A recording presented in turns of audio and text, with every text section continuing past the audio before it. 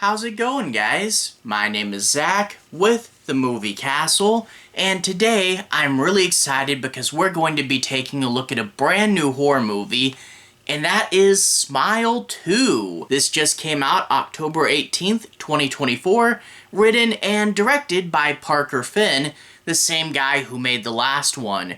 Cool to keep the director back. This movie stars Naomi Scott, Rosemarie DeWitt, and Gage. Now, I will say the original Smile was quite the phenomenon. A lot of people saw the Smile and thought it would be like Truth or Dare. They were expecting a dumb, cheesy little horror movie. No, it's actually scary. And with Smile 2, I was a little worried this might just be some quick cash grab to cash in on an unexpected success. But no, I was wrong yet again. Smile 2 is actually really good and really scary. The perspective that this movie is put in is very different from our lead character in the past movie.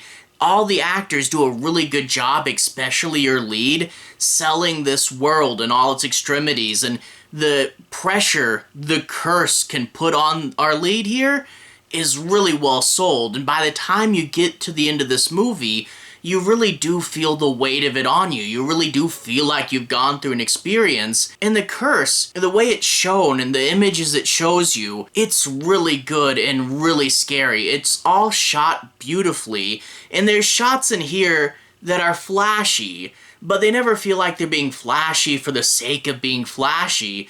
They just feel like that's the best and coolest way to tell the story. Some really cool one-ers, some shots with mirrors, and a few really interesting and creative camera placements. I really thought this movie was shot really well, and it really did capture the horror. And with the horror, you get atmospheric shots. You get the movie showing you weird and strange and bizarre things.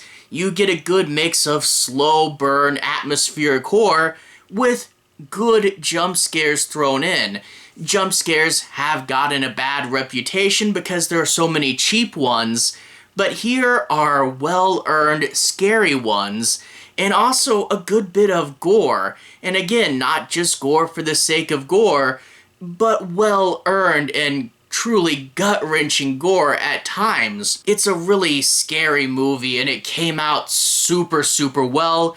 And now I have unreasonably high expectations for the third one. Hopefully it comes out to be a good trilogy, though. I saw where they're going with this, and I'm thinking this could be really good. But anyway, though, in order to talk about it a little more specifically, let me do the setup. I'm not going to do any significant spoilers, but I'm going to say the setup for this movie so that I can break down and analyze a little more. Basically, we have this pop star, and 1 year ago, she was out on tour, she was working really hard and consequently abusing substances. This would lead to her and her boyfriend getting in a car wreck. The boyfriend would die, she would get scarred, and a year later, she's ready to go on tour again. Or, well, maybe not. Her team says she's ready to go on tour again, but is she really ready? Well, the sad reality of being a pop star is you aren't really just yourself. There's a whole team behind you. This idea that you as an individual is portrayed to the world, but in reality, it's more like a team that controls everything you say, think, and do, and it's pretty dehumanizing. You get characters like her mom that doesn't really care about her. She's more a manager and is going to just try to keep setting her up and pushing her out there. She has like a fake friend, a groupie character, who's positive towards her, and I don't think he has any malintent, but you can tell that he's fake. And her one friend in the world, it turns out she pushed her away after the accident, and now she's living in a very far-off world from her. Can she ever get the one real piece of her life back? We'll see. Well, she'll go to her drug dealer, because they're trying to keep her off drugs, and her back is absolutely killing her. But it turns out this drug dealer has the smile curse and will kill himself with a heavy weight and pass it on to her. And I do like the scale that we get here, where she's like, okay, I have all this past trauma, I just saw something horrific. A lot of this is in my head, right?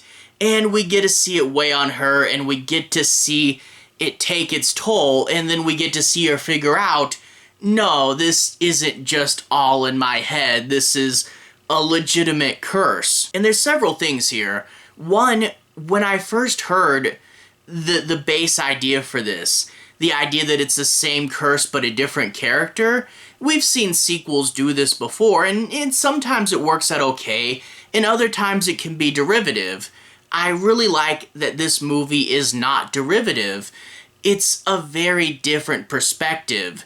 The idea that in the first one, it was a doctor, so she could understand and analyze it a lot better than this new protagonist, and also the doctor could explain it to us a lot better, really helped for part one to get us into this world. But this pop singer is surrounded by people who think they can help, but can't really, and she's gotten a lot of resources, but they're not necessarily resources that work in her favor. They're resources that want to pull her into the machine and get her to do her song and dance, but don't really care about her. And we get to see how this world and her life before the curse was set up to chew her up and spit her out, and it's not going to get any better with this curse. It's someone that has the public eye on them, and any little thing they say or do, like if the doctor freaked out, that would be bad and it might ruin her reputation among her friends. But if she freaks out, it's going to be a lot bigger news and everyone's going to be talking about it. There is a scene that's not exactly like the present scene from the first one, but it has the same feel, and we get to see how this is different for this character and the stage she's put on. And I also like that this world is bigger. You know, it's not just one character in a quiet little neighborhood. You're talking large teams of people, fans, and concerts. We had a bigger budget this time around, and we really do see that in the scale that this movie takes up, and that really does help the two movies feel different as well.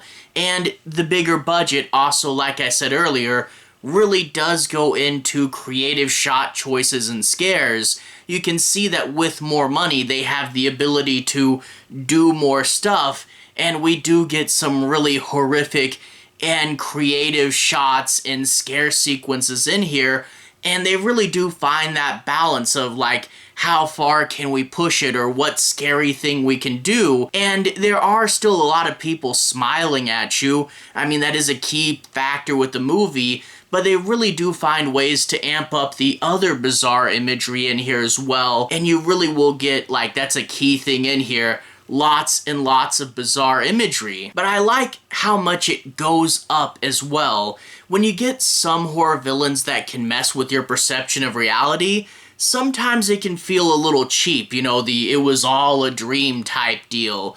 But here, when it messes with you, it's always in a creative way, and you really do feel like that's just how this being works and operates. But it's done in such a way where it's designed to wear at you, it's designed to take its toll. But again, by the end of the movie, boy, do you feel the toll, boy, do you feel the weight.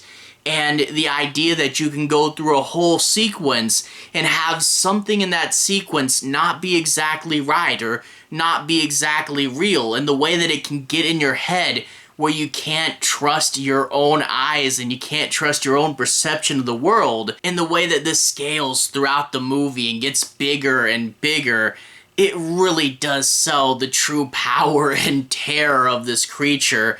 And I really did like it. I won't say too much about the end, but it does seem to point the story in an interesting way, and I'm curious where they're going to take it.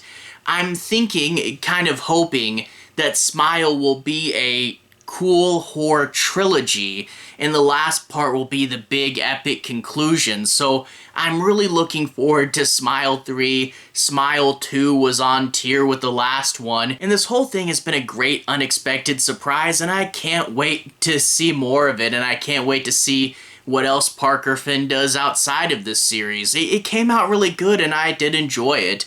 Anyway, to everyone who's watched so far, thank you for watching. To everyone who's liked and subscribed, thank you. You really are helping the channel out. I'll leave a relevant playlist on the bottom. This should be my 2024 movies playlist, where you can see me talk about other horror movies that came out this year. And boy, it was a good year.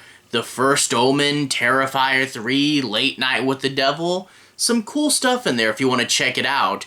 Anyway, have a good day. I'll see you guys again very, very soon. Relevant playlist on the bottom. Have a good day now.